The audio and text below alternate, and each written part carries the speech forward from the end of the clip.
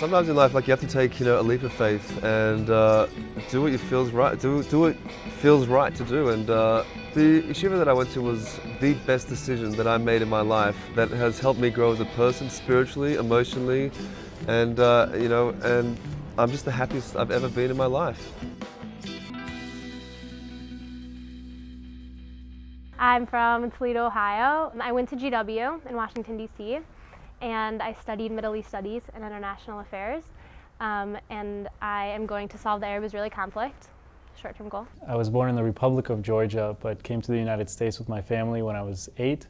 I went to school in Washington, D.C. for college, and then to Egypt, and then to Israel, where I studied in yeshiva, and then back in the States, where I then worked in venture capital.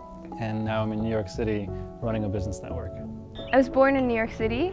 I came to Israel for the first time a year and a half ago, and I've been here more or less ever since, just traveling for work sometimes. I'm a concert pianist, a vocal coach for opera singers, a performance coach for actors, and a dialect coach. I remember very rarely having any sort of interaction with other Jewish people in any sort of Jewish way. I mean, they existed and I existed, and that was the end of it. My life was completely devoted to my academic and especially my professional pursuits as a classical musician, as a pianist. I was on a birthright trip 5-6 years ago. I'm walking in the Shuk in Tel Aviv, and one of my favorite songs comes on by Pink Floyd. And it's coming out of this guy's little booth where he's selling candy and all his stuff. This old man at the counter is singing this Pink Floyd song, so I go over to him and I start singing to it. All you touch and all you see is all your life will ever be. So I go over to this old guy and we're singing together, and I'm just like, this is my country. I went to grad school. I was at Georgetown, and I was doing my master's in international relations. And thankfully, I got an internship at the State Department. And from an internship, thank God, I helped turn that into a job. I grew up subscribing to the typical, as I see it, the typical American Jewish narrative. It was very much a cultural thing. We know we're Jews, and that's the extent of it. I first came to Israel when I was 15 years old. I lived on a kibbutz for a half a year on a high school abroad program. Eventually I came back after high school for a year. Then I had to go to college, but I needed to come back and learn more about being Jewish because it was just an incredible experience.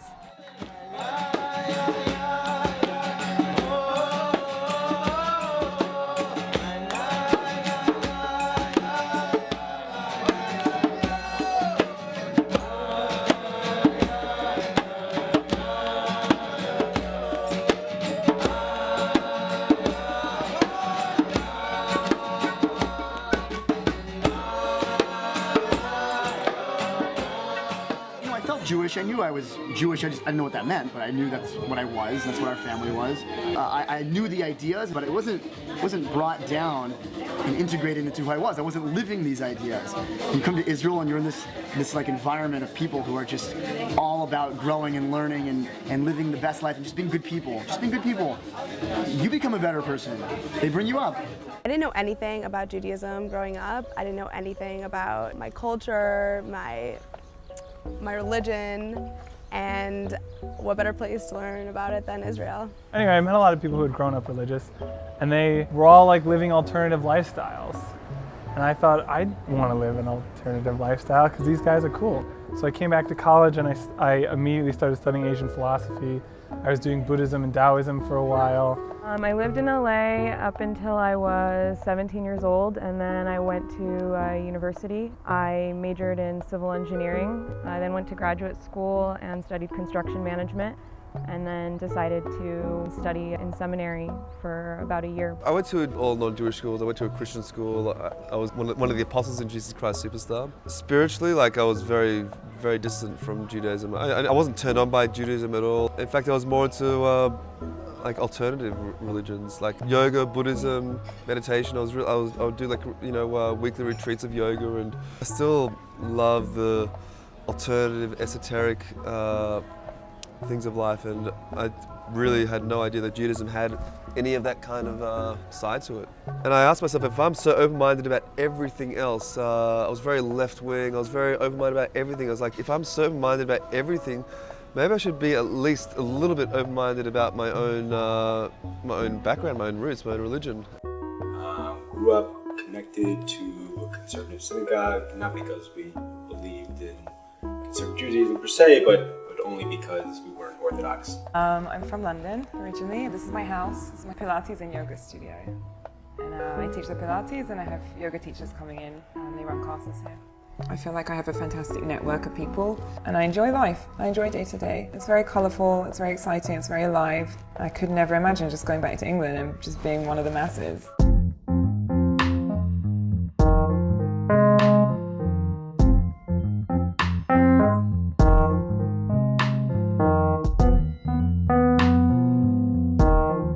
I started learning a little bit in college, but then went to Israel on a trip, a few days, 10 days I believe, where as part of the trip we visited a yeshiva. And interestingly enough, the rabbi sat me down and says, would you be open to coming here? And summarily I said, no. It was really towards the end of my college, I spent 4 years learning theory. The last thing I want to do is study more theory.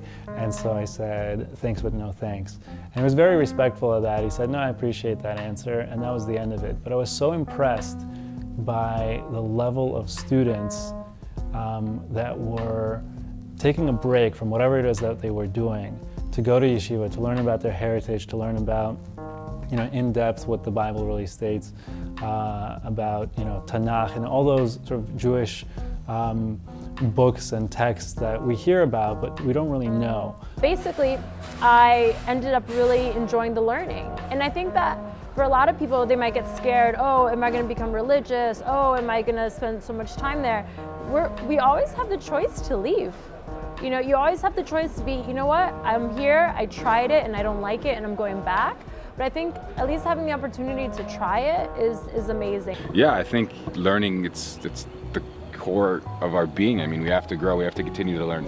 So I think we can focus on ourselves in terms of understanding where we came from and who we are. At the same time, how we relate to, the greater world.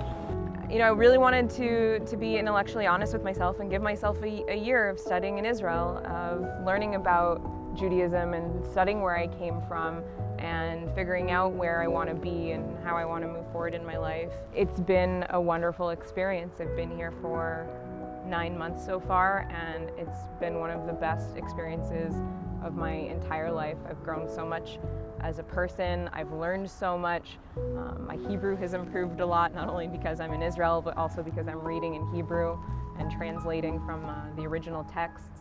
And it's actually really comforting because you grow up kind of learning all these things by hearsay, and then to spend the time actually looking at the original sources has really been a great source of inspiration to me. It's been a wonderful experience. When I started learning yeshiva, I was like, this stuff is incredible. It's very, very spiritual. It really applies to me. I connected with it in so many levels, and it taught me so much about who I am and about God and about everything. All these people were taking a break to really go and figure that out and really take some time off to really set their values straight and really understand what they want to get out of life, what kind of family they want to build. And I saw that seriousness and I saw that focus that each and every one of those students had at the yeshiva, and it stopped me for a moment. I said, wait a second, there's something different about this place. There's a certain focus and a certain appreciation for life that you don't necessarily get in a typical college setting. So I then sort of started researching the place a little bit more. I talked to some of the rabbis, and really I was impressed all around. And I thought, the old adage of if not now, when? I figured now would be a good time to really check it out, to see if it's something that I want to be a part of in terms of the learning experience.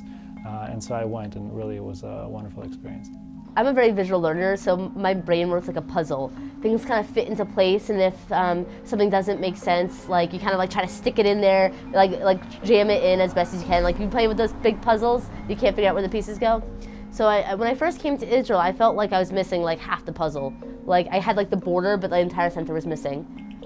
And then when I started slowly learning, things started to become clear. I saw a bigger picture, and I saw things going on that I never knew. Again, in terms of the uniqueness of this community, you have this feeling that at any given time there will be someone there to help you with whatever it is you need, whether it's an idea, whether it's a question, whether it's something physical. My parents, they didn't want me to go. Like, listen, it would be like, if you want to learn this, go ahead. But they knew if I went, I would stay. This is what they said. They said, if you come for 3 months, you're gonna come for a year, and you'll never come back. Which is not true, but that was their fear. I'm gonna do things that are different from the way my family does them. They're worried that they're gonna lose their baby, they're gonna lose their their son or their daughter or their brother or their uncle, whatever it is. They're gonna lose them. I'm learning, I'm working on myself, I'm growing here. Why would I cut that short? Why would I could be a half-complete person and I go home and be a very nice guy and have a nice little Jewish life, or I can go home after 2 years and be a complete person and at least complete enough to go on my own. Making the decision to take some time to do this and really invest. The same reasoning was what brought me to Europe after grad school, because I was playing all this music that was composed in France and composed in Italy and composed in Austria and Germany, and you can't really delve into those topics without being there. So I went and spent time. I was seeing the same buildings that they saw and were inspired by. So that's my reasoning for having made the decision to take a little time and learn here.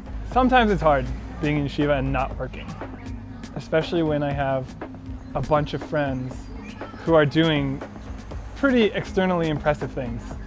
One of my close friends is in dental school, I have 2 friends in med school. It's hard like on the esteem to like think like, I'm not working? I have to learn? But like, first of all, it's like, okay, people go at different paces. Like, some people have like need to go learn and like want to go learn. And the other thing was, it was these people who impress me, who I look up to, who made me afraid to be here for longer. Like, I knew I had to be doing this, but I was like embarrassed because I assumed that like at least some of my friends were like looking down on me. They were thinking like, my mom and my friends are always like, what are you running from? When are you gonna stop running? I'm not running from the real world that you would call it. I'm running to my real world. Professionally, there's always the concern that taking some time off sets you behind, kind of sets you back a little bit. But sort of my experience, I mean, looking back on it, I realized it wasn't the case. People appreciate somebody who kind of stands out for the crowd. So I was planning on staying in DC and working in the foreign policy world. Then I sort of decided I wanted to come to Israel. And that was an argument with my parents. They wanted me to get a job. And I was like, well, there's no time like the present to pause and sort of take time to figure myself out and figure out what's important to me and what I want in life and who I am.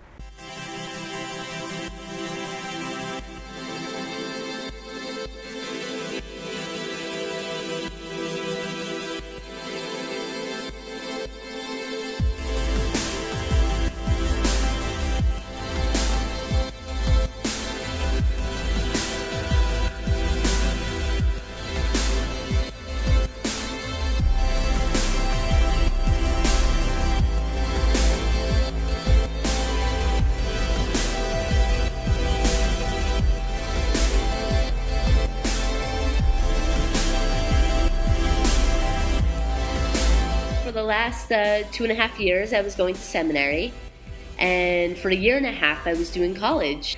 And I also got some amazing news that I got accepted to Harvard's Masters of Education program. It's a Masters of Education in Human Development and Psychology. I think sort of the overarching goal here is just to become the best human being, right? 2 years of just focus on personal development. I think really the idea is to calibrate the mind and the heart. What's 1 year in the grand scheme of life? Like when you're 60, you're gonna look back and remember when I was 22, 23, I went to Israel for the year. It's almost too good to be true. In the yeshiva that I was at, you had people coming in from Argentina, Chile, Africa, Europe, Britain, and all these different places. And you know, you have this mix of everybody, and everybody's unique in their own way. But everyone is on the track of becoming a better person. They all want that, and you're just around really good people. And it's very inspiring, and I think it's an experiential thing. It's any words that I could put on it really does limit it, and we all have this common history together, and you know, we're a family. We should try things, and if it doesn't work, we at least know and we move on. And I think it's really an important opportunity to really get to check things out. You know, the truth of the matter is that I stayed longer because I thought I was getting a lot out of it, and I really enjoyed the learning. And it was really such a gift to be able to spend 1 year that you're just learning about yourself.